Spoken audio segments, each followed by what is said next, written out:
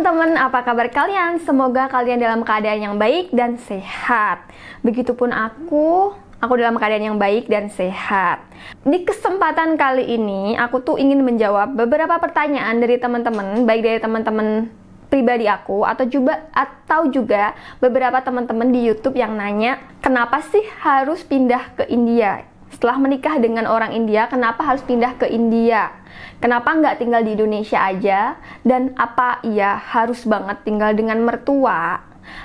Apakah memang ketika menikah dengan orang India itu harus tinggal dengan mertua dalam satu rumah? Dan gimana sih mertua di India itu? Apakah galak kayak mertua di Indonesia? Ini pertanyaan orang-orang loh ya. Dan gimana sih menyesuaikan diri tinggal di luar negeri, di India, tinggal dengan mertua, bahkan dengan ipar. Bagaimana menyesuaikan diri dengan culture yang berbeda. Nah, kali ini aku bakal jawab pertanyaan-pertanyaan itu ya teman-teman. Tapi sebelumnya kalian jangan lupa like, dan kalian yang belum subscribe, kalian subscribe di YouTube aku, dan kalian jangan lupa aktifin loncengnya. Jadi kalau aku upload video, kalian bisa tahu kalau aku upload video, oke? Oke, aku mulai dari yang pertama ya teman-teman. Kenapa sih memilih tinggal di India? Atau memang harus tinggal di India? Oke, sebenarnya suami aku tuh kerjanya fleksibel teman-teman. Jadi dia tuh nggak harus tinggal di India sebenarnya. Dia bisa tinggal di mana aja karena dia bisa kerja dari mana aja. Cuman di sini masalahnya adalah suami aku itu hanya 2 bersaudara teman-teman. Jadi dia punya 1 kakak perempuan yang juga menikah dengan warga negara asing. Dan dia ikut dengan suaminya di luar negeri. Jadi otomatis anaknya tinggal 1 yang di India, yaitu suami aku. Jadi berdasarkan kesepakatan bersama, kami memang memutuskan untuk tinggal di India karena kami ingin menjaga orang tua. Waktu itu tuh masih ada bapak mertuaku, tapi mereka kan udah tua ya teman-teman. Sebenarnya culture di India dan Indonesia tuh hampir-hampir sama teman-teman. Kayak gini, ketika kita kecil, kita tuh dijaga, diasuh sama orang tua. Jadi ketika orang tua kita udah tua, kita yang punya kewajiban menjaga mereka. Walaupun sekarang banyak banget generasi muda ya di Indonesia udah beralih pemikirannya, nggak kayak gitu, tapi masih banyak juga dari orang-orang Indonesia yang masih pakai itu kan ya kan, kayak kita jadi anak harus berbakti sama orang tua, harus mengurus orang tua kita ketika orang tua kita udah tua gitu. Cuma di sini yang aku lihat berdasarkan experience aku ya tinggal di sini, itu tuh bukan cuman masalah itu, tapi lebih ke perasaan sayang. Jadi aku ngerasain banget di keluarga ini, kayak suami aku, ipar aku, mertua aku, mereka tuh kayak yang keterikatannya tuh deket banget gitu, saling menyayangi banget. Jadi lebih ke nggak tega kalau ngebiarin orang tua tinggal sendirian gitu. Apalagi bapak mertua aku baru aja meninggal sebulanan yang lalu, jadi sekarang tuh tinggal ibu mertua aku. Jadi kalian bayangin, ibu mertua aku tinggal sendirian kan kasihan banget, apalagi udah tua. Jadi kita memang harus tinggal bareng mertua. Dan kenapa tinggal bareng mertua ya karena itu teman-teman, kita pengen jaga mertua aku. Apakah orang yang menikah dengan orang India itu harus tinggal dengan mertua? Jawabannya nggak harus ya teman-teman. Itu tergantung situasi dan kondisi. Sebenarnya untuk di India sendiri, aku tuh sering lihat kayak budaya mereka itu tinggal memang dengan orang tua. Jadi kalau kalian bisa lihat di India itu rumah mereka tuh bisa 2 tingkat, 3 tingkat, karena biasanya dalam satu rumah itu bisa tinggal 2 atau lebih. Jadi kayak orang tua nih, punya anak 1, menikah, dia tinggal dalam satu rumah dengan cucunya. Bahkan anaknya 2 semuanya tinggal dalam satu rumah gitu.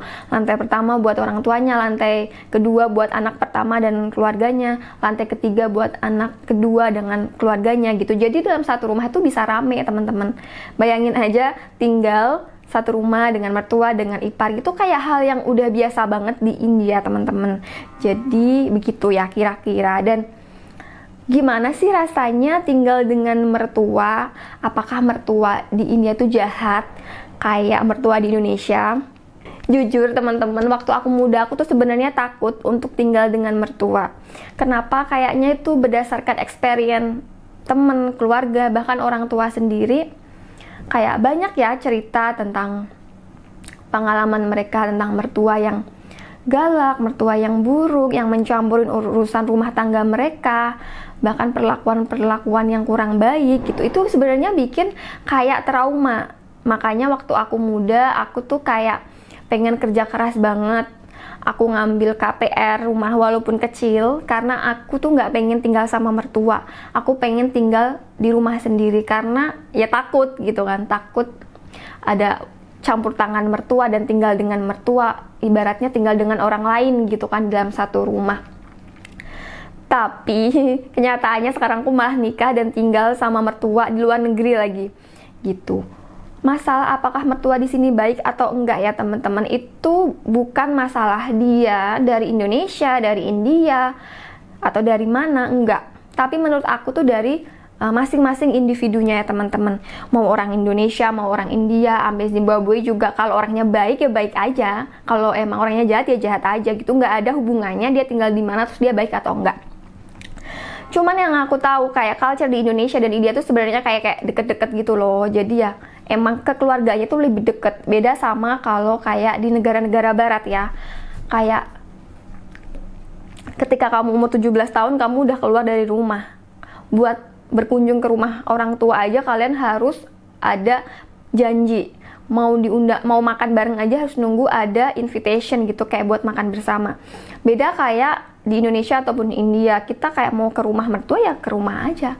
Kalau kalian dari pagi sampai siang ke rumah mertua terus nggak ditawarin makan, pasti kalian sakit hati kayak gitu kan orang Indonesia ya. Masa ke rumah mertua nggak dikasih makan, nggak ditawarin makan gitu, emang ada masalah apa gitu. Beda kan kalau budaya barat sama budaya kita. Kita kan masih kayak budaya timur ya teman-teman gitu. Rasanya tinggal dengan mertua, ini di experience aku ya sama orang mertua India ya, baik-baik aja. Mertua aku tergolong orang yang cukup liberal, jadi dia tidak yang gimana-gimana gitu, nggak suka banyak omong, nggak suka komplain ini itu, kayak suka-suka lu deh mau ngapain gitu, santai gitu.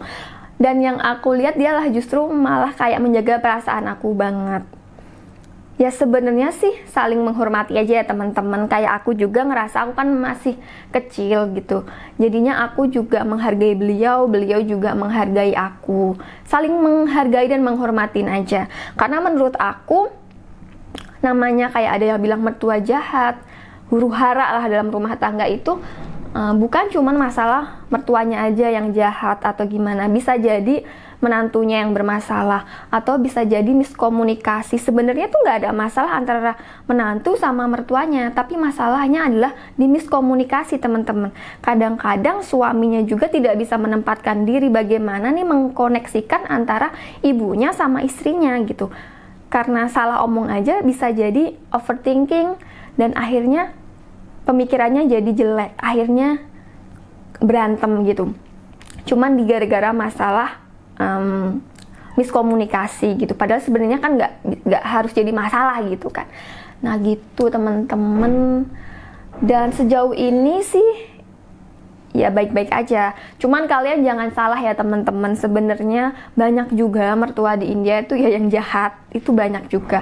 Karena aku tuh sering banget denger juga kayak cerita-cerita ya, kayak dari ipar aku, kayak pengalaman-pengalaman temennya juga. Kayak di India tuh teman-teman, kalian tahu ya kalau di India itu makanan pokoknya, kalau kita kan makan nasi, mereka tuh makan roti teman-teman. Nah perempuan di India itu kayaknya nggak afdol kalau dia tuh nggak bisa bikin roti bulat, bundar ya, bundar. Jadi kalau bikin roti harus bundar.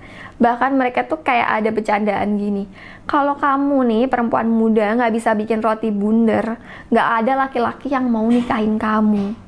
Sebenarnya tuh kayak bercandaan, tapi aku yakin ya itu di dunia nyata juga kayak gitu. Dan ada juga nih bercandaan dari temennya kakak ipar aku, kayak katanya gini, kalau kamu nih bikin roti, jadi waktu itu ipar aku tuh bikin roti gitu, dikasih tepungnya banyak teman-teman, tepung keringnya tuh biar dia nggak lengket waktu dihalusin gitu loh. Nah, karena dia tuh ngasih tepungnya banyak, diginiin sama temennya. Kayak, gila aja kamu bikin roti ngasih tepung keringnya banyak banget, jadinya nggak enak nih. Kamu kalau sama mertua kamu bikin tepung, kalau mertua kamu nanti tahu kamu bikin roti kayak gini nih, abis kamu sama mertua kamu gitu. Kayak segitunya gitu. Dan banyak cerita lagi lah kalau perempuan juga dituntut untuk harus bisa semua ini, itu harus bisa melakukan pekerjaan rumah semua. Banyak banget perempuan-perempuan India yang di rumah mertuanya kayak harus mengerjakan semua pekerjaan rumah, teman-teman. Dan bedanya teman-teman yang aku lihat di sini ya, apalagi kalau di desa, kayak perempuan itu nggak banyak bekerja. Kalau di Indonesia kan banyak banget ya perempuan kerja, entah itu full time, entah itu kayak sampingan gitu. Kalau di India tuh nggak, teman-teman. Rata-rata mereka tuh ya ibu rumah tangga di rumah aja gitu. Makanya mereka tuh dituntut kayak kerjain semua pekerjaan rumah. Nah, karena mertua aku ini pemikirannya nggak kayak gitu, jadi kayak menantu itu ya harus dihormati juga gitu. Kalau kita pengen dihormati, ya kita harus menghormati juga gitu. Apalagi yang aku lihat ya, mertua aku tuh mikirnya kayak gini, ini bocah udah nggak punya orang tua, jauh-jauh dari Indonesia ke India gitu. Kasian banget kalau diperlakuin buruk gitu. Malah justru dia tuh yang sering menjaga perasaan aku banget. Takut aku nggak betah, takut aku nggak happy gitu. Jadinya ya sejauh ini aku nggak ada masalah dan aku baik-baik aja, dan mertua aku tuh baik banget dan aku bersyukur banget untuk itu. Terus selanjutnya, gimana sih menyesuaikan diri di India?